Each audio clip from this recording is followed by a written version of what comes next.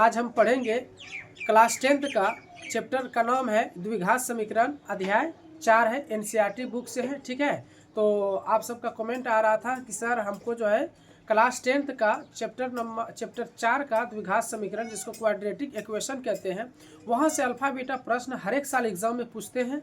और सही बात है, हर एक साल एग्जाम में पूछे जाते हैं, तो उसको बताना था यही ना। तो उसको हम जो आज बहुत ही डीपली के साथ, बहुत ही आसान तरीका से हम उसको बताएंगे कि अल्फा बीटा कैसे निकाला जाता है। ठीक है, और हर साल एग्जाम में 5 नंबर का ये सवाल पूछते हैं, चाहे कोई भी बोर्ड का हो। एनसीईआरटी बुक अगर पढ़ते हैं तो कोई भी बोर्ड का में ये पूछता है सवाल। तो यहाँ पर लिखे हैं महत्वपूर्ण सवाल, यानी कि इम्पोर्टेंट प्रश्न है, और कक्षा 10वीं का है, क्लास 10th का है, द्विघात समीकरण, जिसको चैप्टर का इंग्लिश में बोलते हैं क्वाड्रेटिक इक्वेशन, और प्रश्नावली 4.3 है। ठीक है, यहाँ पर लिख दिए एनसीईआरटी बुक। तो फ्रेंड्स, पहला प्रश्न है प्रश्नावली 4.3 का पहला प्रश्न है, यदि निम्नलिखित द्विघात समीकरणों के मूलों का अस्तित्व हो तो इन्हें पूर्ण वर्ग बनाने की विधि द्वारा ज्ञात कीजिए। ठीक है, तो आप सबको जो है बहुत ही आसान तरीका से हम इसको बताते हैं। तो हमारे चैनल पे आए तो चैनल को सब्सक्राइब जरूर करें, बेल आइकन प्रेस को ऑल करें। ठीक है, तो यहाँ पर पहला प्रश्न, यहाँ पर 1 नंबर का 1 दिए हैं। तो यहाँ पर ध्यान देना, सबसे पहला चीज़ कि द्विघात समीकरण का जो बनाने का जो तरीका होता है, जैसे ये 1 नंबर, सबसे पहले हम हल लिखेंगे। ठीक है, हल लिखेंगे और समीकरण को लिखेंगे, द्विघात समीकरण को। आप सब जो है पूरा वीडियो देखिए, तब ज़्यादा समझ में आएगा। देखो ये है, तो इसमें क्या होता है, एक विवेचक का मान निकालना होता है। विवेचक का जो सूत्र होता है वो d बराबर होता है b² - 4ac। ठीक है, सबसे पहले ये वो फॉर्मूला यूज होगा। अगर ये फॉर्मूला अगर आपको यूज करना है, जैसे मान लीजिए ये फॉर्मूला यूज होगा, तो यूज होगा तो इसमें देखो क्या आ रहा है, b आ रहा है, a आ रहा है, c आ रहा है। मतलब क्या हुआ कि जब फॉर्मूला आएगा तो किसी न किसी का हमको मान पता होना चाहिए, सभी का मान पता होना चाहिए। सबसे पहले हम मान लिखेंगे। जैसे देखो ये पहला जो होगा ये a का मान होगा। ठीक है, और दूसरा जो होगा ये b का मान होगा, और तीसरा जो होगा ये c का मान होगा। ठीक है, तो इसमें x² और x से हमको कोई लेना देना नहीं है। अगर a और b और c का मान अगर हमको पता हो जाए तो हम चुटकियों में उसको क्या करेंगे, सवाल को हल कर देंगे। ठीक है, तो चलो इसको हम बनाते हैं।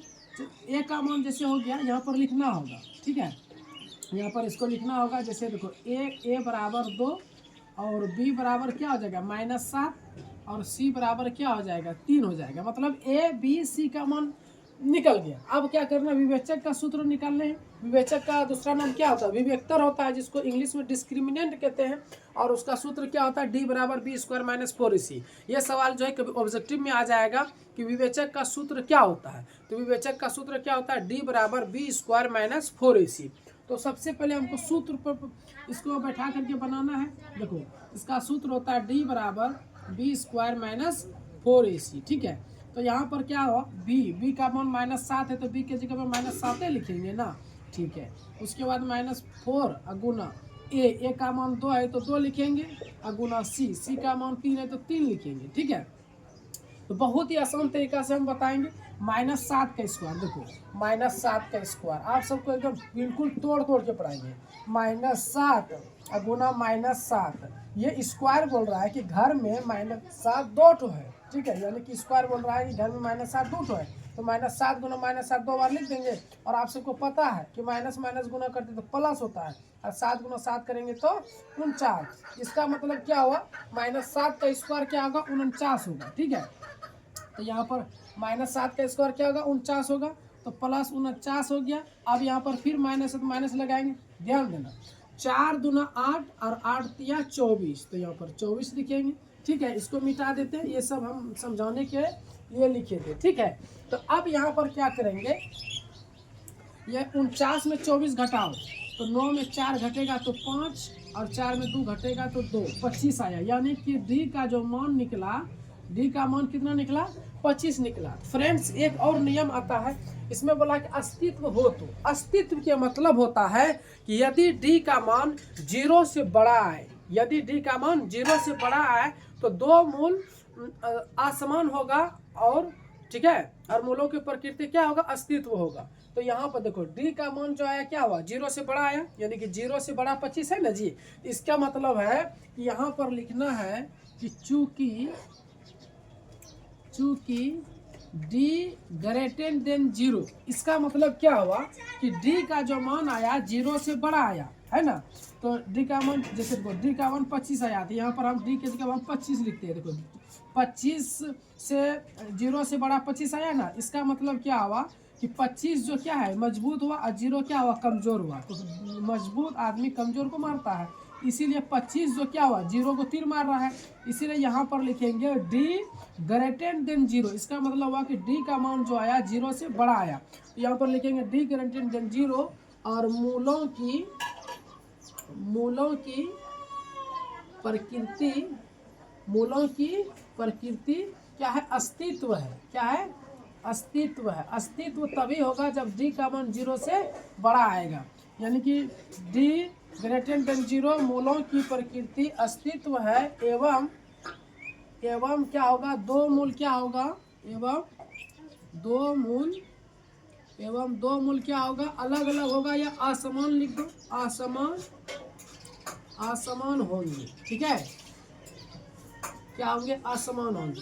ये हो गया तरीका। अब यहाँ पर क्या करेंगे, अब हम यहाँ पर निकालेंगे दो मूल। ध्यान देना, यहाँ पर लिखे ना डी ग्रेटर देन 0 मूलों की प्रकृति अस्तित्व, यहाँ पर बोला है मूलों की प्रकृति अस्तित्व हो तो यहाँ मूलों की प्रकृति अस्तित्व था, हो तो फिर उन्हें पूर्ण वर्ग बनाने की विधि द्वारा ज्ञात कीजिए। तो दो मूल अस्तित्व है, मतलब कि डी का मान 0 से बड़ा है तो अस्तित्व है, तो दो मूल असमान होगा। तो आप कैसे, आप सबको सवाल लगा सर आप कैसे जान लिए कि दो मूल असमान होगा। ध्यान देना, अल्फा और बीटा जब दो मूल निकालते हैं तो दोनों का मूल जो होगा अलग अलग आएगा। यहाँ पर लिखते हैं, यहाँ पर देखो पूर्ण वर्ग बनाने की विधि द्वारा x बराबर, इसका सूत्र होता है -b और प्लस माइनस √d/2a, ये हुआ सूत्र। ठीक है, अब यहाँ पर ध्यान देना ये माइनस है तो माइनस लिखेंगे। अब b का मान देखो कितना है -7, तो -7 और माइनस क्या आ जाएगा +7 और प्लस माइनस और √d। और d का मान देखो कितना आया, d का मान कितना आया है 25 आया, तो d की जगह कितना लिखेंगे 25 लिखेंगे। ठीक है, इसके बाद /2 गुना a का मान कितना आया, देखो तो a का मान कितना है 2, तो a के जगह पे 2। ठीक है, उसके बाद क्या करेंगे, देखो +7 है तो +7 और प्लस माइनस, अब 25 का वर्गमूल कितना होता है 5 होता है। ठीक है, 25 का वर्गमूल कितना होता है, 25 का वर्गमूल 5 होता है। तो आप सबको वर्गमूल निकालना आना चाहिए। 2 गुना 2 कितना हो जाएगा 4। अब देखो अब यहाँ पर ध्यान देना बीच में प्लस माइनस है। ठीक है, एक बार क्या करेंगे इसको प्लस में लिख देंगे, एक बार माइनस में लिख देंगे, यानी अलग अलग लिख देंगे। जैसे देखो +7 और फिर +5 और /4, एक मान लिख दिए और फिर इधर लिख देते हैं +7 ये वाला -5 और /4, यानी कि प्लस को अलग कर दिए माइनस को अलग कर दिए। ठीक है, तभी तो 2 मूल निकलेगा। अब देखो इसको जोड़ेंगे, 7 और 5 जोड़ेंगे तो 12 और /4, इसमें 7 और 5 घटाएंगे कितना हो जाएगा, 7 और 5 घटाएंगे तो 2 और /4। अब इसको कटाओ, तो 4 × 4, 4 × 3 12, इसको कटाओ 2 × 1 2 और 2 दूना 4। तो फ्रेंड्स यहाँ पर ऊपर में कितना आया 3 और एक में नीचे में 1 नहीं लिखा जाता है, का कोई वैल्यू नहीं होता है नीचे का। उसके बाद 1/2 एक ऊपर में लिखना होता है। तो अब यहाँ पर ध्यान करो, यहाँ पर जो लिखे थे कि 2 मूल असमान होगा, देखो 2 मूल असमान आया मतलब अलग अलग आया कि नहीं आया। तो यहाँ पर लिखेंगे अतः 2 मूल क्या आया, 2 मूल क्या आया 3,1/2 इज द राइट आंसर। ठीक है, तो यह सब प्रश्न जो है बहुत ही इम्पोर्टेंट सब प्रश्न है और हर साल एग्जाम में यह सब प्रश्न आता है। ठीक है, तो आप चाहे तो इसका आप स्क्रीनशॉट ले सकते हैं। प्रश्न नंबर 2 की ओर बढ़ते हैं। ठीक है, प्रश्न नंबर 2 यहाँ पर है। आप प्रश्न नंबर 2 बढ़ाएंगे, क्वेश्चन नंबर 1 का प्रश्न नंबर 2। तो प्रश्न नंबर 2 यहाँ पर लिख देते हैं एक बार। प्रश्न नंबर 2 क्या है, 2x² + x और -4 = 0। ठीक है, इसमें देखो a का मान क्या हो जाएगा, हल सबसे पहले हल लिखेंगे। ठीक है, तो a का मान क्या हो जाएगा, a का मान 2 हो जाएगा अब बी का मान क्या होगा, यहाँ पर तो अंक नहीं तो एक्स के आगे में कुछ नहीं तो एक रहता है, तो बी का मान 1 हो गया। और सी बराबर कितना हो जाएगा -4, ठीक है। तो डी का मान निकालेंगे तो डी बराबर सूत्र क्या होता है, b² - 4ac। तो बी का मान क्या है 1 है, तो 1 का स्क्वायर लिखेंगे -4 गुना ए का मान क्या है 2 और गुना सी का मान कितना है -4। तो 1 का वर्ग कितना होता है 1 होता है, -4 गुना 8 और 8 चौके 32 और माइनस माइनस प्लस, तो 32 लिख देंगे, ठीक है। अब 32 और 1 जोड़ेंगे कितना आया 33। उसी तरह देखो डी का मान क्या है 0 से बड़ा आया, तो यहाँ पर लिखेंगे चूंकि डी ग्रेटर देन 0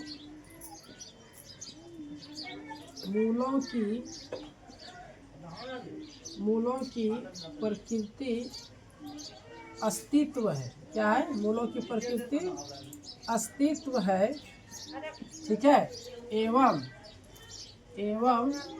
दो मूल क्या होगा, दो मूल असमान होंगे। असमान के मतलब होगा कि अलग अलग होगा, ठीक है, असमान होंगे। अब यहाँ तक फ्रेंड्स हो गया। अब इससे आगे हम पढ़ाएंगे। अगर ये नियम अगर आपको पढ़ना है तो हम अपना चैनल पर हम डाल दिए, वहाँ पर जा करके ये सब नियम आप पढ़ सकते हैं, ठीक है। तो अब यहाँ पर क्या हुआ कि डी का मान 0 से बड़ा हुआ। अब हम निकालेंगे क्या, पूर्ण वर्ग बनाने की विधि। पूर्ण वर्ग बनाने की विधि से निकालते हैं दो मूल। तो इसका जो सूत्र होता है -b + -√d बटे 2a, ठीक है। अब देखो यह माइनस है तो माइनस लगा दिए, अब सूत्र में ही माइनस है तो माइनस लगा दिए। अब b का मान देखो 1 है तो 1 लिखेंगे ±√d। अब देखो d का मान कितना आया 33, तो d के जगह हम 33 लिखेंगे। अब बटे 2 गुना a का मान कितना है 2, तो a के जगह हम 2 लिखेंगे बराबर -1 प्लस माइनस √33 का वर्गमूल नहीं होता, ठीक है। 33 का वर्गमूल 33 ही हो जाएगा और 2 दूना 4, ठीक है। अब यहीं से हम अलग अलग लिख देते हैं सर। अतः दो मूल हम डायरेक्ट कर रहे हैं। देखो एक बार प्लस में लिखेंगे और माइनस में, तो -1 प्लस √33 बटे 4 1 हो गया। ये प्लस वाला लिख दिया। अब एक बार क्या लिखेंगे माइनस वाला, -1 और माइनस √33 बटे 4, ठीक है। ये हो गया आंसर। तो ये सब प्रश्न बहुत इंपॉर्टेंट सब प्रश्न है, अब बहुत ही आसान विधि से बता दिए, ठीक है। चाहे तो आप इसका स्क्रीनशॉट ले सकते हैं। दोस्तों मेरा पढ़ाने का विधि कैसा आप सबको लग रहा है कमेंट में जरूर कमेंट करें। अब प्रश्न नंबर 3 की ओर बढ़ते हैं, यानी कि प्रश्न नंबर 1 का 3, ठीक है। तो यह प्रश्न देखना बहुत ही इंपॉर्टेंट प्रश्न है। हम इसको सबसे पहले क्या करते हैं हल करते हैं, ठीक है। तो सबसे पहले हल लिखेंगे। इसमें देखो, इसमें ध्यान देना, a का मान हो जाएगा कितना, a का मान हो जाएगा 4, ठीक है। और b का मान कितना हो जाएगा, संख्या लेना, चाहे रूट में रहे संख्या भी लेना है। जैसे 4√3 है तो b का मान 4√3 हो जाएगा और c का मान कितना हो जाएगा 3 हो जाएगा। अब हम निकालेंगे किसका मान, d का मान, यानी विवेचक का मान। तो d बराबर क्या होता है b² - 4ac, ठीक है। अब देखो b का मान कितना होता है 4√3, तो 4√3 का वर्ग कर देंगे -4 गुना a का मान 4 और गुना c, और c का मान कितना आ गया 3। तो फ्रेंड्स ध्यान देना, इसको हम इधर जो है ना बढ़िया तरीका से हम हल करके बता देते हैं कितना आएगा। जैसे देखो 4√3 है तो 4√3 का वर्ग, ये वर्ग बोल रहा है, स्क्वायर बोल रहा है कि घर में 4√3 दो ठो है, ठीक है। तो 4√3 गुना 4√3 दो बार लिख दिए, ठीक है। अब देखो बेगर रूट के साथ गुना करना, यानी कि 4 गुना 4 कर देंगे 16 हो जाएगा, और रूट के साथ गुना करेंगे तो √3 कितना आ जाएगा √9, ठीक है √9।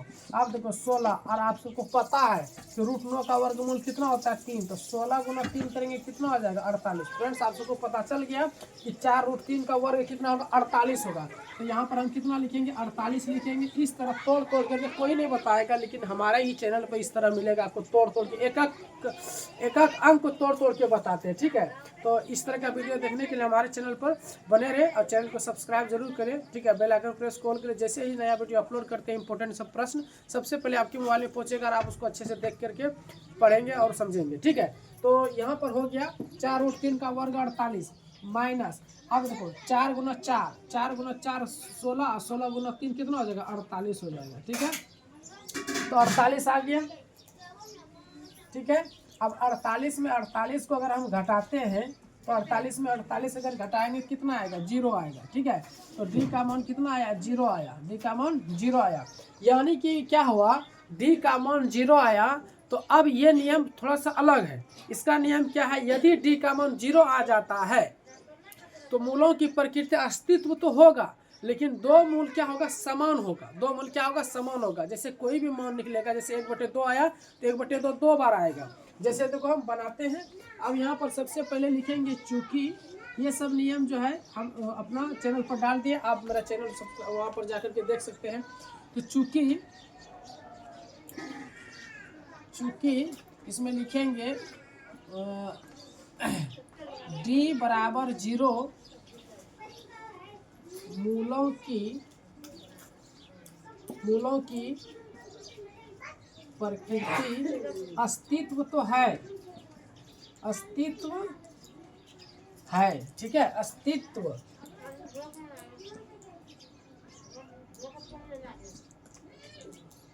अस्तित्व है एवं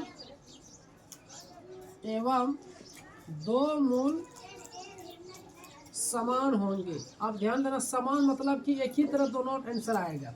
जैसे देखो x बराबर सूत्र क्या होता है, -b plus minus root D बटे 2, ये पूर्ण वर्ग का सूत्र है, ठीक है। अब ये माइनस है तो माइनस लगा दिए। अब b का मान देखो कितना है, b का मान 4√3 है, तो 4√3 लिख देंगे, ठीक है, प्लस माइनस और रूट डी। अब d का मान देखो कितना आया, d का मान 0 आया, तो d के जगह हम कितना लिखेंगे, 0 लिखेंगे। अब बटे 2 गुना a का मान कितना है, 4, a के जगह हम 4 लिखेंगे। अब देखो -4√3 अब बटे 2 चौके 8, ठीक है। तो अब देखो इसको कटाओ, 4 1 4 और 4 2 8, तो क्या आया, -√3 बटे 2 आया कि नहीं आया।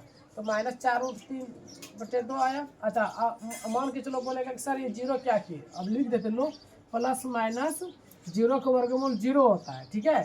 तो एक बार क्या करते हैं, एक बार इसको हम तोड़िए देते हैं, बढ़िया से इसको लिख देते हैं। हम डायरेक्ट कर दिए, टाइम से बच जाएगा, एक एक करके लिख देते हैं। जब मेरा चैनल पे आए तो एक एक करके हम समझाना ही होगा, एक एक करके समझाते हैं। जैसे देखो -4√3 अब प्लस माइनस और 0 का वर्गमूल 0 अब बटे 2 चौके 8।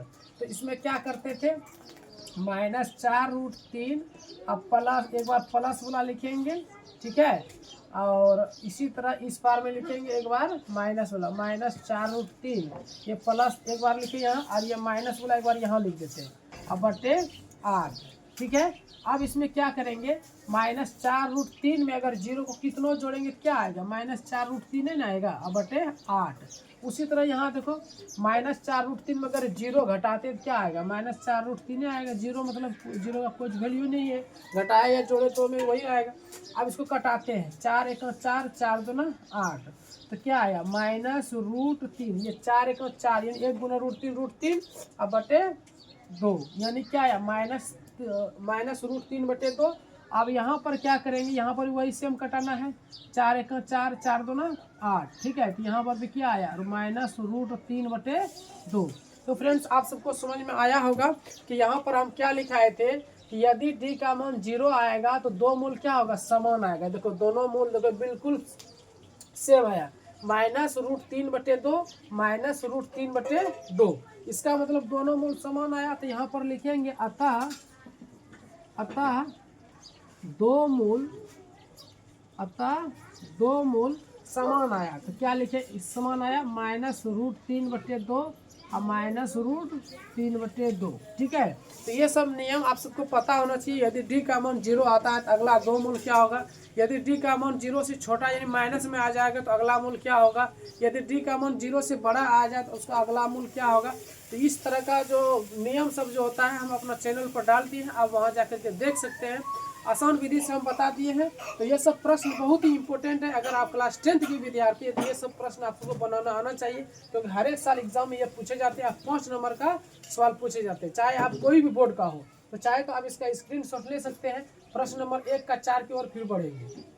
चलो अब प्रश्न नंबर 1 का 3 बता दिए हैं, अब प्रश्न नंबर 4 की ओर बढ़ते हैं। प्रश्न नंबर 4 देखो क्या है, प्रश्न नंबर 4 में है प्रश्न नंबर 4 में दिया गया है, क्या दिया है, 2x स्क्वायर प्लस x और प्लस 4 इक्वल टू 0 है ना। तो अब यहाँ पर देखो बहुत ही आसान विधि से बताएंगे, ठीक है। देखो जैसे a का मान कितना हो गया, 2 हो गया। अच्छा b का मान हो गया, x के आगे में कुछ नहीं तो 1 है, ठीक है। तो b का मान 1 हो गया और c का मान कितना हो गया, 4 हो गया। अब हमको विवेचक का सूत्र बैठाना है, तो d बराबर क्या होता है, b स्क्वायर माइनस 4ac, ठीक है। तो b का मान कितना है, 1 है, तो 1 का वर्ग लगाएंगे, ठीक है, माइनस 4 गुना a का मान 2 है तो 2 बैठाएंगे और c का मान 4 है तो 4 लिखेंगे, ठीक है। अब देखो 1 का वर्ग 1 होता है, माइनस 4 दूना 8 चौके 32। अब 32 में अगर 1 घटाते हैं माइनस 31 आएगा। फ्रेंड्स यहाँ पर क्या हुआ कि अंक जो है यानी डी का मान 0 से बिल्कुल छोटा आया। अब कैसे पता लगाएं कि छोटा आया, क्योंकि ये माइनस में आ गया, ठीक है, माइनस में आ गया। इसका मतलब क्या हुआ कि अगले मूल नहीं लिखेंगे। अब ये नियम है कि यदि डी का मान 0 से छोटा आ जाए तो अगला मूल नहीं निकालना है, यही तो नियम है, ठीक है। ये नियम को पढ़ना बहुत जरूरी है। तो यहाँ पर लिखेंगे चूंकि डी अब की बार लिखेंगे लेस देन मतलब क्या हुआ, 0 से डी का मान छोटा आया, ठीक है।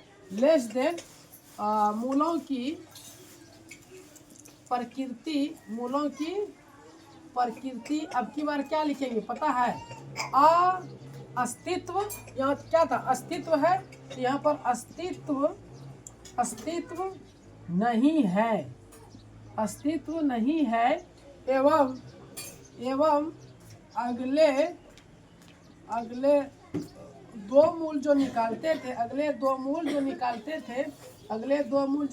अब क्या होगा, अगले 2 मूल नहीं होंगे, ठीक है, नहीं होंगे, ठीक है। तो ये सब प्रश्न बहुत ही इंपॉर्टेंट है, ठीक है। एक बार ध्यान देना, यदि डी का मान 0 से बड़ा आ जाए तो लिखेंगे डी ग्रेटर देन 0, मूलों की प्रकृति अस्तित्व है एवं 2 मूल अलग अलग होंगे। यदि डी का मान 0 आ जाए तो लिखेंगे डी बराबर 0, मूलों की प्रकृति अस्तित्व है, लेकिन अगला 2 मूल क्या होगा, बिल्कुल समान आएगा।